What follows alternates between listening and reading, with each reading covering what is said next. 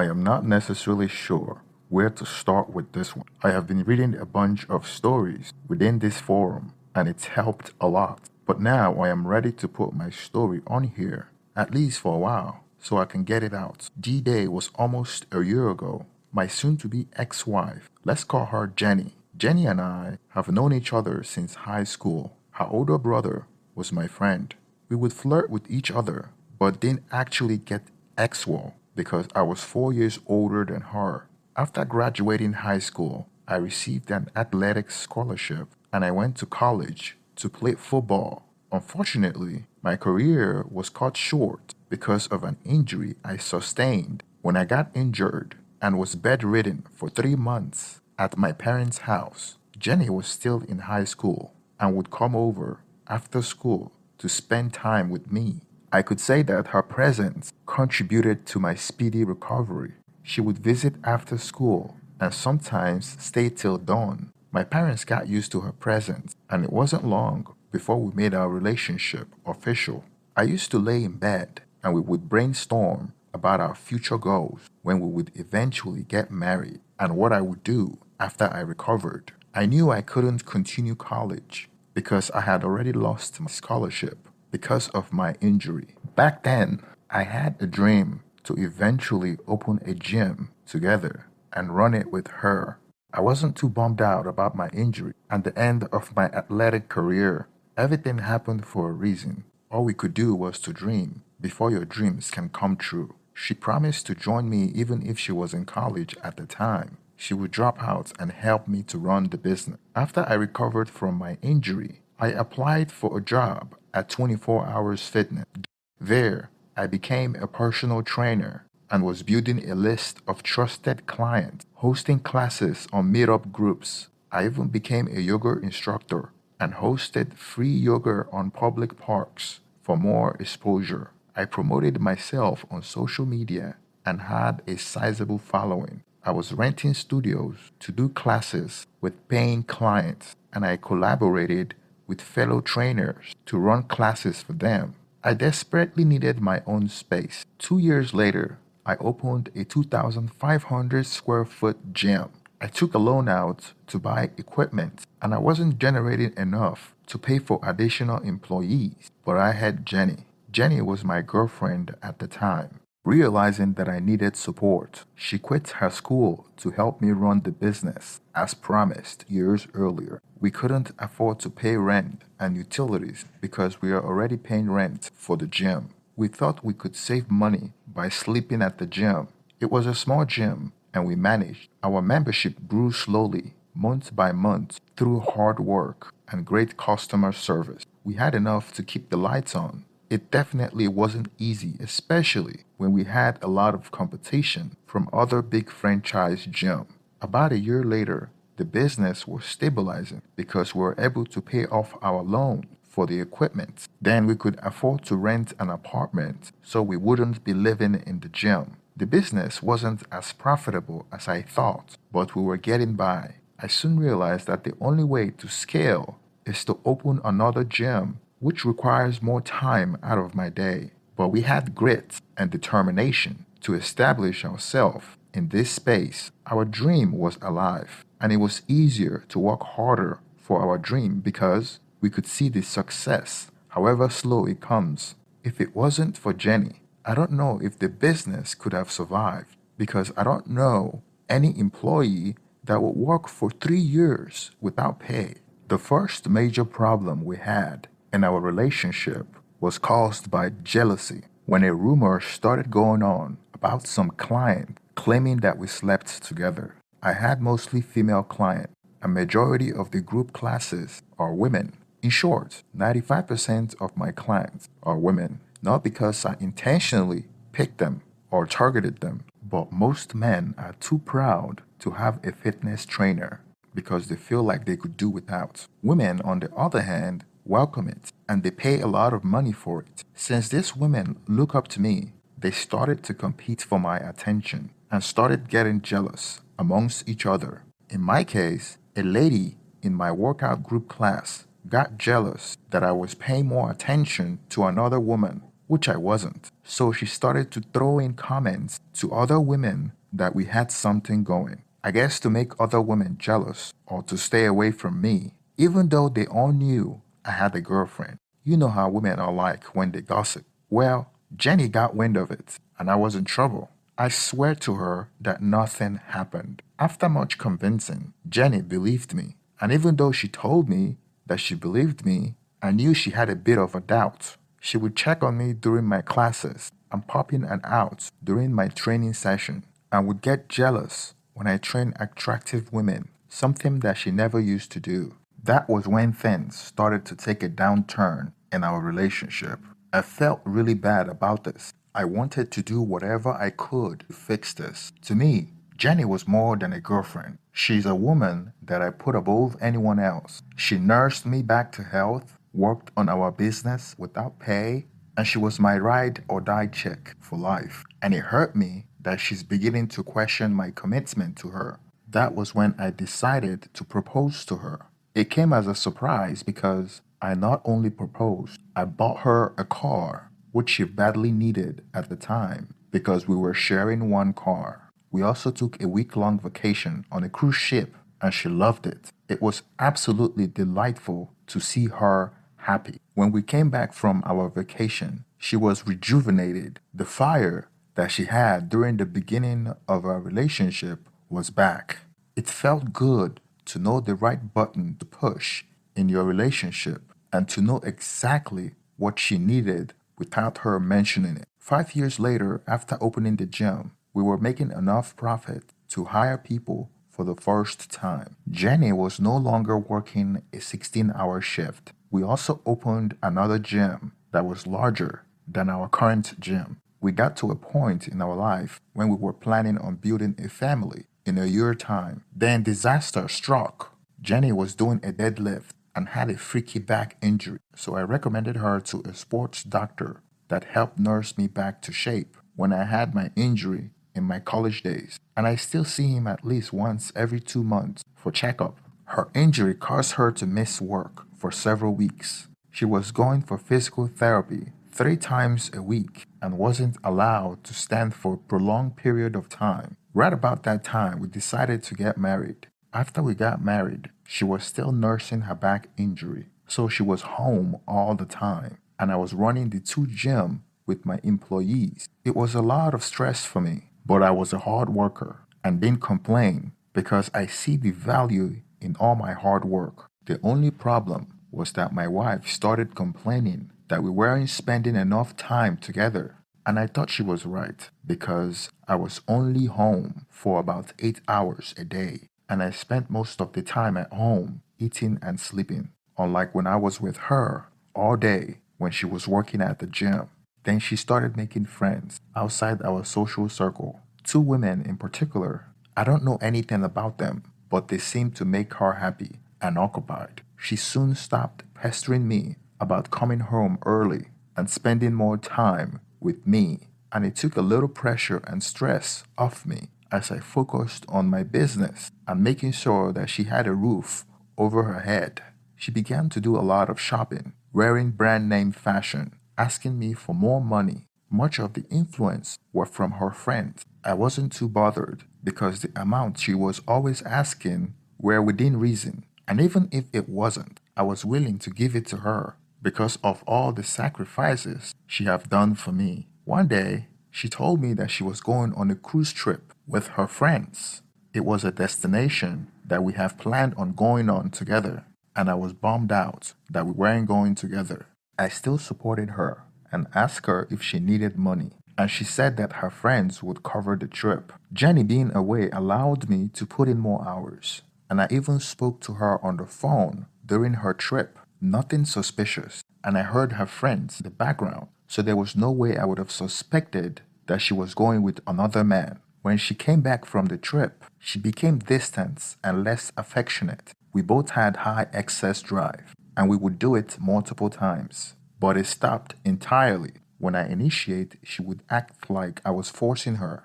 I started spicing things up by adding foreplay to keep it interesting. It was fun for a while, then it dried up again. I would ask her how her therapy was going, and she would say good, We used to go together to her doctor's appointments, but she suddenly stopped inviting me. And when I suggest that I come with her, she always gives one excuse or another.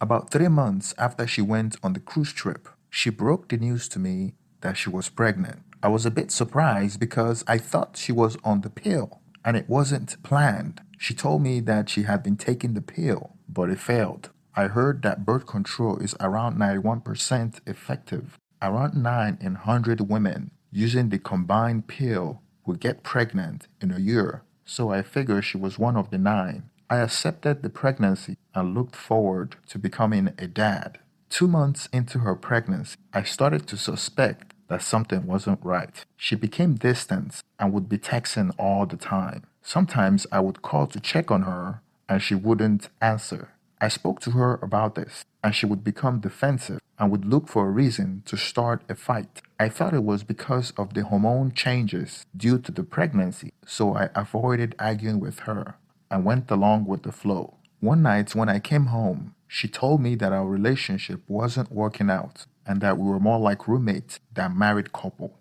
I was shocked. She told me that she wanted a divorce. It was like someone slapped me in the face and my ear was ringing. I pleaded with her that I would do whatever it takes to keep us together. It didn't make any sense to me, and I asked her how she would break up with me when she's pregnant with my baby, and she kept quiet. I asked her if someone else is in the picture, and she said no. I couldn't sleep that night. I went back to my office to think things through and get my finance in order. Our names were on both gyms, and I may lose both of them in our divorce. It didn't make sense to me why she wanted to destroy everything we suffered for so much to build together. I thought there was more to the story, so I started checking her iCloud out of curiosity, and I saw that she was texting someone named Doc a lot more than me. I opened the text message, and it was clear as day that she was having an affair with the doctor I recommended. And they both went on the cruise trip together, along with her friends, and the doctor paid for the trip for her and her friends. I went home immediately and confronted her. She admitted that she had been having an affair with the doctor for 6 months. She pretended as if she was crying, but I could see through her BS. It was clear that she checked out of the marriage long ago. I was just left in the dark. I asked her if that was why she was getting a divorce, and she said yes. She broke me. I didn't believe our relationship has gotten that bad. The doctor she was having an affair with was married with kids. To put things in perspective, I am 28 years old and she was 24. The doctor was 43 years old, almost twice her age. What hurt me more was when I asked her who the pregnancy belonged to. She said it was the doctor's. I was broken inside, but I remained calm. The constant exercise gave me the ability to be calm through difficult circumstances, and it came in handy. I asked her how stupid she thought she is to have a baby while she's married with a married man. And she told me that the doctor was planning on divorcing his wife as soon as she tells me that she's leaving me. I told her that she didn't tell me. I had to find out myself and confront her. She had been trying to tell me for the past 2 months, but didn't have the courage to. And she said she was relieved that I found out. She said she understands the betrayal and how I feel, and she was going to give me an amicable divorce and didn't want any part of the gym business we built together. She said she just want me not to fight them through the divorce or tarnish the doctor's reputation. In return, she will grant me a clean exit, no questions asked, because her and the doctor wanted to marry as soon as possible.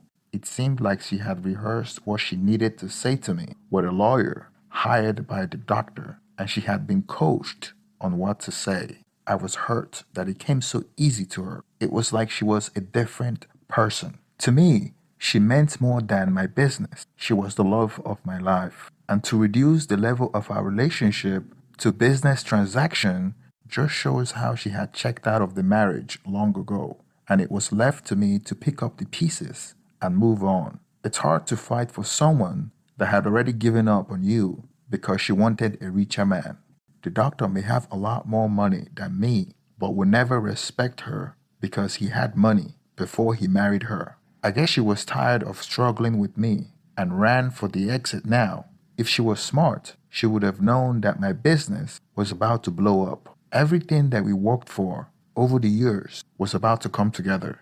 I didn't understand why she would struggle and hustle for me for a long time and then quit while she was almost at the top. I guess she must not love me any longer. I found out that the doctor was giving his wife a divorce as well, and he was giving her everything she requested in the divorce, so the divorce would go quickly. I guess because he's a higher earner, he will be able to make back everything in a few years. The following day, my wife sent a process server to serve me in my place of business, which was embarrassing and totally uncalled for. I called her to protest, and she had already blocked my phone number, which was unprecedented. When I got home, she had moved all her things from our home. I was devastated. For the very first time in my life, I felt lonely, betrayed, and depressed. I didn't stay down because I have been through tough challenges all my life. With tenacity and assurance, I signed a divorce paper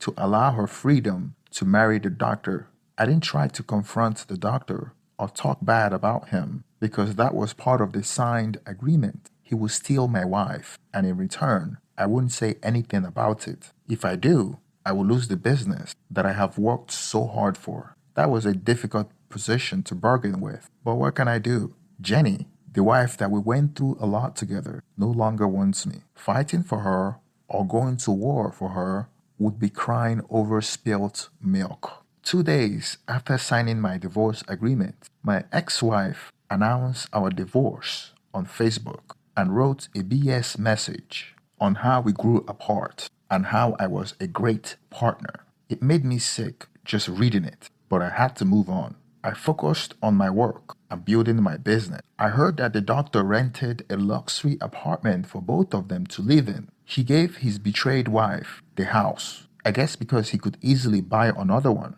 2 months later, I was browsing on Facebook and I saw a picture of both of them. The doctor was showing off Jenny, his new trophy wife, touching her pregnancy, showing off her diamond engagement ring. It made my skin crawl. They were all over the place. It was like almost any time I turned on social media, I would see a post of both of them. I couldn't stay off social media because it was part of my business. Officially, they were not married yet. It would take 6 months for the divorce to be finalized and for the judge to sign the divorce decree. So technically, we are still married, even though all the documents and asset separation had been agreed upon. 4 months after I signed the divorce paper, I saw a devastating news on Facebook. Jenny and the doctor went on a July 4th party on the lake with his boat, and the doctor's boat collided with another boat, resulting to the doctor's death at the scene. And Jenny had some minor injuries. Several people were injured as well, but 2 people died, including the doctor. Even though I shouldn't feel sorry, if the doctor would have stayed with his wife and not chasing after mine, then he would have still been alive. Maybe he wouldn't be on that boat. At the time of the accident, Jenny was about 6 months pregnant and didn't get hurt in the accident, only minor flesh wounds. I would have called her to share my condolences, but she already blocked my number. About 3 weeks later, I got summoned to court. Turns out that Jenny was trying to get her lawyer to throw out the divorce agreement that we have already signed. We went to court, and after the judge revealed our case, told her that the agreement was already signed and she can't change it because her condition changed. Obviously, she never married the doctor, so she wasn't entitled to any of his money. The judge told her that there was no way he would consider dismissing the agreement and that the world doesn't revolve around her wish. Jenny and the doctor wanted the quick divorce and hoped to have a great life if the doctor was alive. The suffering with me on my business would be over, but death had a different plan. The judge said that her swapping husband plan didn't work, and now she's trying to put everything back on me after she betrayed my trust. She told the judge that she's entitled to half of my business because we built it together, and that she dropped out of college for my business and had no way of making ends meet because she had no marketable skills and had a baby on the way. The judge told her to get her resume together and find a childcare or her family member to help her out. All she kept saying is that it was unfair, and she wouldn't even look at me in court. I told her that everything that happened to us was her decision, and she hung a noose and hanged herself. And I'm just a bystander in all this. After she lost the case and the judge granted us a divorce, as originally agreed upon, she unblocked my number and started trying to make a deal with me, which was unbelievable. How she thought she could manipulate me, now that I know all her tricks. It's still saddening to this day because she was my one true love. Sadly, things got so bad for her, she had to give up the child for adoption and now working at a restaurant as a server. I knew that because I went to the restaurant Jenny was working at with my new girlfriend a few months after the divorce was finalized. I timed it so she would be working that day and serve me and my new girlfriend. When she came to my table and saw me and my girlfriend, she broke down and started crying. It was supposed to be a revenge coming there for my satisfaction because I was hurt by her betrayal, but it backfired on me because I started crying as well. I walked out of the restaurant, and that was the last time I saw her. I swear never to marry again. As a personal trainer who now owns 3 gyms and making good money, finding women is easy. So I just have to make sure I protect my asset and never get married, unless with an ironclad prenup.